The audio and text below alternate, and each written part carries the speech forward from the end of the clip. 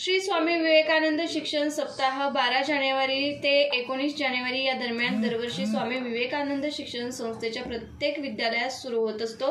याच्याच पार्श्वभूमीवर वाठा स्टेशन येथील श्री वाग्देव विद्यालय व कनिष्ठ महाविद्यालयामध्ये हा शिक्षण सप्ताह सुरू झाला असून या सप्ताहामध्ये श्री समर्थ भगवान वाग्देव महाराज यांच्या मंदिरामधून ज्योत आणून या सप्ताहास प्रारंभ करण्यात आला।